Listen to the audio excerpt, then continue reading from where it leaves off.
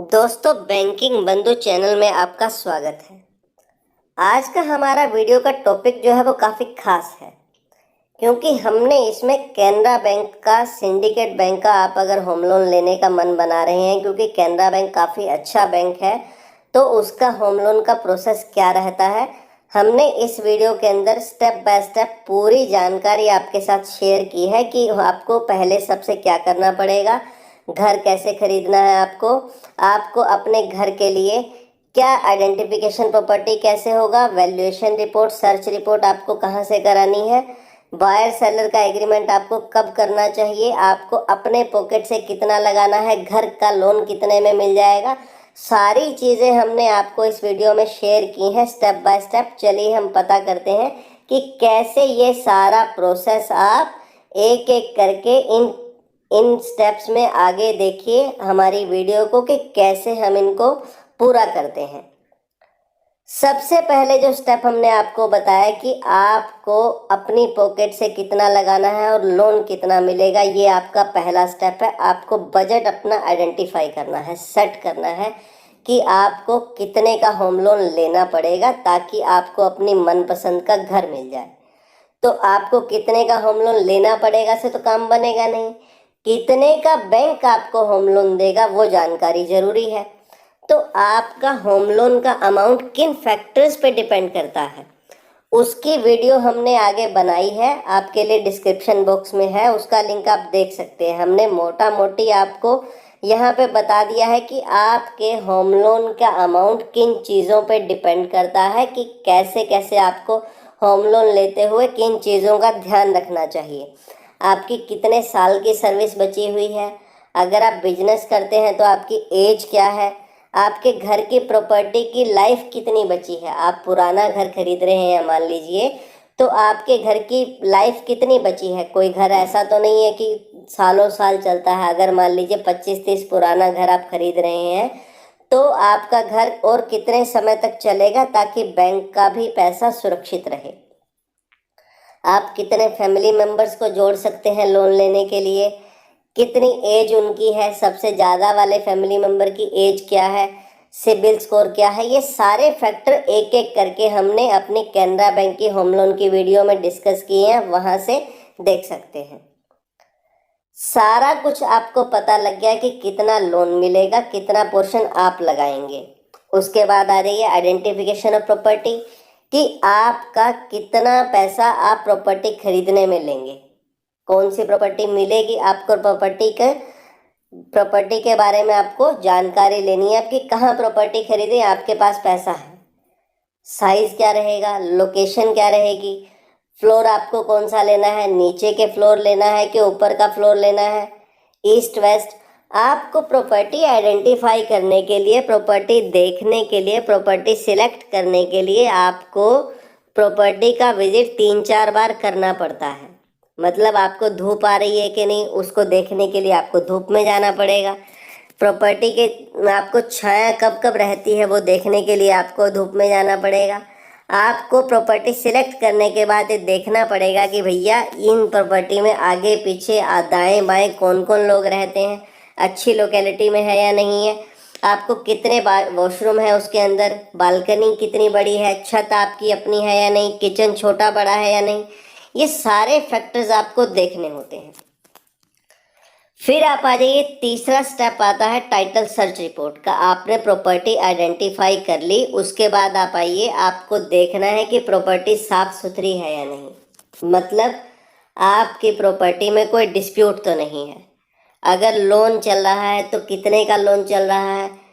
कितनी बार बिक चुकी है आपके खरीदने से पहले, या जिनके पास अब है वो उन्होंने रजिस्ट्री कराई हुई है या नहीं कराई हुई है, बेचने वाले एक्चुअल में मालिक भी है या नहीं है, कोई धोखा तो नहीं हो रहा है। ये सारी चीज़ें आपको लीगल रिपोर्ट में पता लगेंगी। तो आप लीगल और वैल्यूएशन का जो रिपोर्ट होता है उसका पैसा बचाने के चक्कर में अपना नुकसान बिल्कुल भी मत करें। आप हमेशा पूरी जानकारी लें, लीगल और वैल्यूएशन रिपोर्ट आप करवाएं ताकि आपको इन्फॉर्मेशन पूरी मिल सके, क्योंकि आप अपना उम्र भर का पैसा घर खरीदने में खर्च करने जा रहे हैं, जो बहुत बड़ा डिसीजन होता है, आप उसको ऐसे ही हल्के में मत लें। इन सब चीज़ों के बाद चौथा स्टेप आता है, बैंक आपको in principle conditional sanction letter दे देती है कि आपकी प्रॉपर्टी आपने देख ली, सही है। आपने लोन के लिए जो अप्लाई किया पहले स्टेप की शर्तों को देखने के बाद वो भी सही है, प्रॉपर्टी भी आपकी सही है, तो बैंक आपको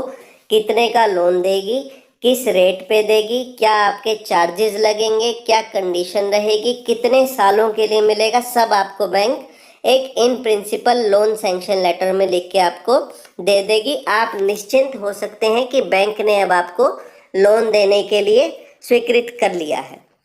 तो आप एग्रीमेंट के लिए सेलर के साथ अपना एग्रीमेंट कर सकते हैं कि भैया अब हम आपको टोकन मनी देने के लिए तैयार हैं, आपकी प्रॉपर्टी साफ सुथरी है, हम उसमें इंटरेस्टेड हैं। अब आपको क्योंकि ये पता लग चुका है कि एक्चुअल ओनर्स कौन है और सेलर्स कौन है, मतलब बेचने वाला ही मालिक है या नहीं है, अब आपको क्लियर हो गया है लीगल रिपोर्ट से। कई बार ऐसा भी होता है कि बेचने वाले के पास पावर ऑफ अटॉर्नी रहती है तो वो बेच सकते हैं, बेचने वाले के पास विल रहती है कि भैया जिनसे उनको माता पिता ने उनको विल के थ्रू पावर दे दी या उनको विल के नाम ट्रांसफ़र हो गई उनके, तो वो बेच सकते हैं। आपको एक्चुअल में पता लग जाता है लीगल रिपोर्ट के बाद कि किस तरीके से इनके पास मालिकाना हक आया, तो वो आपको पता लग गया कितनी वैल्यू होगी, कितने टाइम का एग्रीमेंट होगा, क्या पेनल्टी क्लोज रहेगा और प्रॉपर्टी कौन सी है, जो दिखाई है वही प्रॉपर्टी मिलने जा रही है कि किसी और का एग्रीमेंट हो रहा है। अब आपके पास पूरी इन्फॉर्मेशन है, आपके पास सारी इन्फॉर्मेशन आ गई, एग्रीमेंट कर लिया आपने। आप एग्रीमेंट की कॉपी बैंक में देंगे, बैंक आपको होम लोन सैंक्शन लेटर दे देगी तुरंत। सैंक्शन लेटर का मतलब है बैंक आपको अब कंडीशनल सैंक्शन लेटर नहीं रहेगा, आपको ओरिजिनल सैंक्शन लेटर मिल जाएगा कि बैंक आपको लोन देने के लिए सक्षम है। आपको जिन जिन शर्तों पर बैंक लोन देना चाहती है वो सारी शर्तें सैंक्शन लेटर में आपको लिख दी जाएंगी। इसके बाद आप बैंक में अप्रोच करते हैं डॉक्यूमेंटेशन के लिए, साइन करने के लिए। तो क्या क्या पेपर आपको देने होते हैं, आपका पोर्शन क्या रहेगा, कितना आपका कंट्रीब्यूशन रहेगा, कितना प्रोसेसिंग चार्ज है, कितने के स्टैम्प पेपर लगेंगे, रजिस्ट्रेशन फीस क्या है,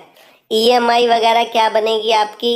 ईसीएस से आएगा या स्टैंडिंग इंस्ट्रक्शन से आएगा, मतलब अगर आपका कैनरा बैंक में खाता है तो कैनरा बैंक के थ्रू जाएगा पैसा, या अगर दूसरी जगह खाता है तो ईसीएस लगेगा। आपके 6 चेक एडवांस में लिए जाएंगे, रजिस्ट्री की डेट आपको बता दी जाएगी कि इस डेट को आपको अपने रजिस्ट्री के लिए उपस्थित रहना है रजिस्ट्रार ऑफिस के अंदर।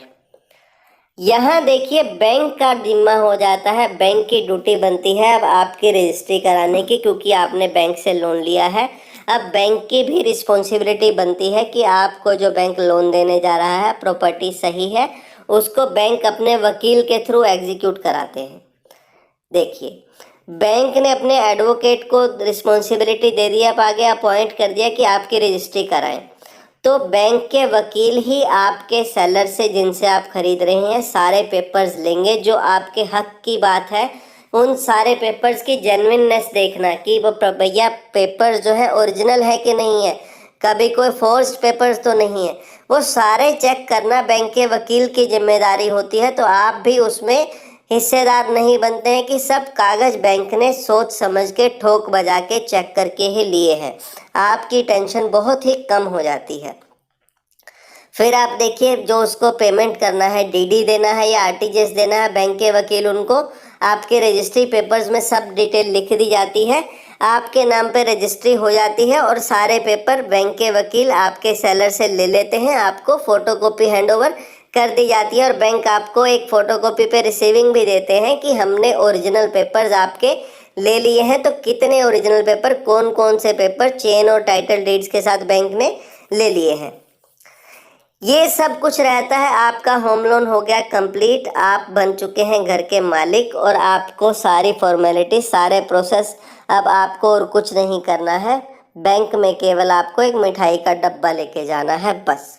उम्मीद करते हैं दोस्तों ये जानकारी आपको अच्छी लगी, तो आप इसे अपने उन दोस्तों के साथ भी ज़रूर शेयर करिए जो किसी भी बैंक का होम लोन लेने का सोच रहे हैं और प्रोसेस उनको नहीं पता है, क्या क्या प्रोसेस होता है, कैसे वो उनको जानकारी लेनी है। हमने सारी जानकारी इस वीडियो के थ्रू आपको दी है, तो हमारे चैनल को भी ज़रूर सब्सक्राइब करें, तो क्योंकि हम यहाँ पे ऐसे ही इंफॉर्मेटिव वीडियोस आपके लिए लेके आते हैं जो आपको अपना फाइनेंशियल डिसीजन लेने में हेल्प करती हैं। Thank you very much.